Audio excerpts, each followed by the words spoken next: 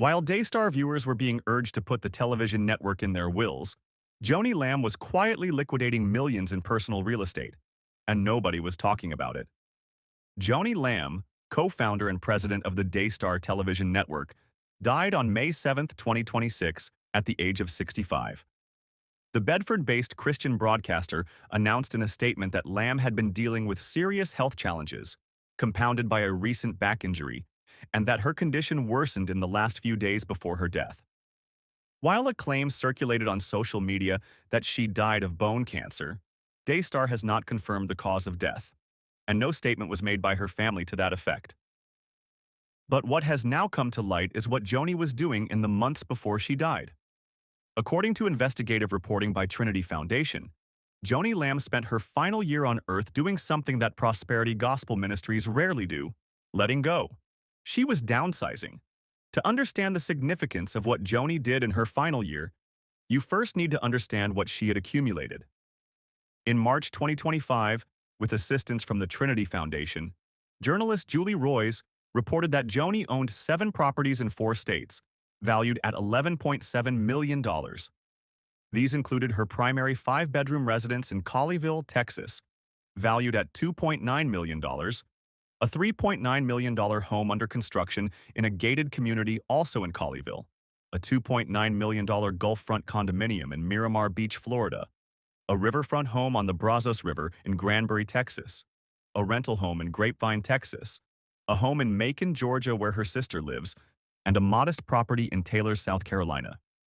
3 of those properties were purchased after the death of her first husband, Marcus Lamb, including the beach condo in Miramar Beach, Florida, which cost $2.9 million and may have been purchased with funds from Marcus's life insurance policy. Joni's earlier residences were partially funded by a clergy housing allowance that totaled $1,671,324 between 2002 and 2011. A tax-exempt benefit disclosed only after Trinity Foundation successfully intervened to unseal financial records in a lawsuit involving a former Daystar employee who had been falsely accused of blackmail. And critically, because Word of God Fellowship, the parent organization of Daystar, claims church status, it is not required to file a Form 990, which would disclose to the IRS and the public the housing allowances given to highly compensated employees. So for years, the full extent of Joni's compensation remained hidden from public view. Now, here is where the story takes a turn. In October 2025, roughly 6 months before her death, Joni sold her primary 2-story Colleyville, Texas residence. According to a general warranty deed with vendor's lien, the new homeowner acquired the property with a loan of $2,350,000, though that figure does not include any down payment made. According to Redfin, the home was worth $3,365,263. While the Tarrant County appraisal had placed the property at $5,779,632 for 2024 through 2026. That is a significant discrepancy, and the final sale price remains unknown. But that was not the only sale.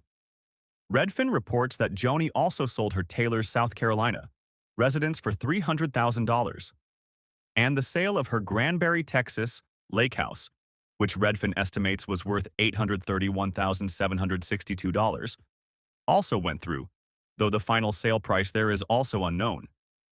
3 homes sold in 1 year. Joni also placed 4 of her remaining properties into a trust so that assets could be transferred after her death without going through probate, with a property transfer of the Macon, Georgia, home to the Joni Lamb Trust confirmed through Bibb County property records. Now here's where you have to pause and let the irony settle. Even as Joni was selling off personal properties and placing others in a trust, Daystar was simultaneously directing its viewers toward a page on its website called the Legacy Stewardship page, encouraging them to put the television network in their wills. That page lists reasons for estate planning. 4 of them stand out in particular. Ensure your property is transferred to the persons of your choosing, not the state's. Prevent persons from receiving any of your assets. Make charitable contributions, and maintain privacy. It is difficult to read those 4 points without seeing them reflected almost perfectly in what Joni herself was doing in private. She was ensuring her assets went to the persons of her choosing. She was structuring her estate in a way that could keep assets out of the hands of certain people. And she was doing all of it quietly, maintaining privacy, while simultaneously, Daystar was encouraging its donor base to think about their own legacies. The prosperity gospel asked viewers to give generously so they could receive. It told them God blesses the faithful with abundance. And now we can see that at least some of that abundance flowed not just into the ministry, but into a personal real estate portfolio worth nearly $12 million, being quietly liquidated as its owner prepared to die. The downsizing did not stop with Joni's personal assets.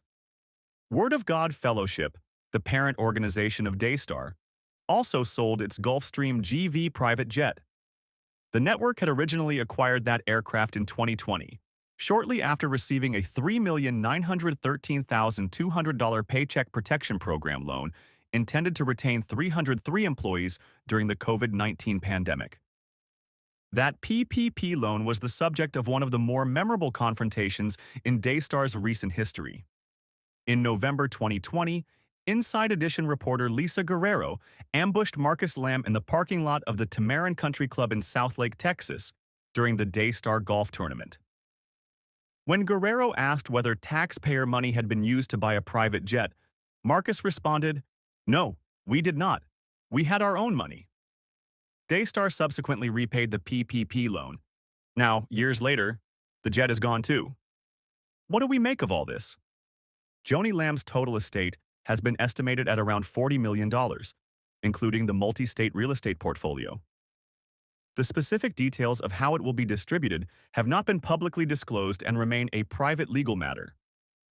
Joni died unreconciled with her son Jonathan, whose firing from Daystar in 2024 sparked a public and painful family feud after Jonathan and his wife Susie alleged their daughter had been SA'd by a male relative.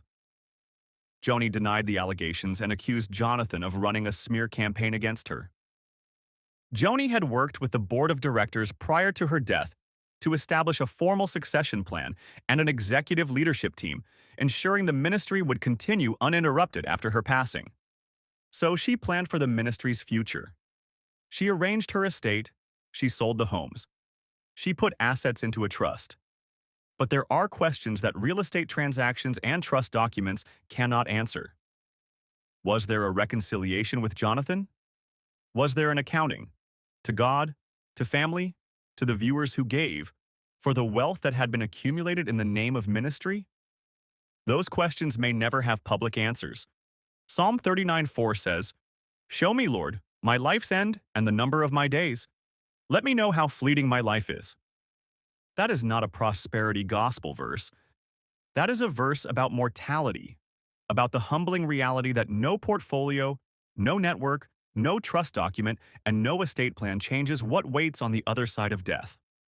Joni Lamb apparently knew, at some point, that her days were numbered. She prepared accordingly. What she did with the time she had left, spiritually, relationally, and before God, that is between her and the Lord. But the paper trail she left behind tells its own story, and it is one that the church cannot afford to ignore. If this video gave you something to think about, share it with someone who needs to hear it. Subscribe to Anointed TV, and we'll see you in the next one.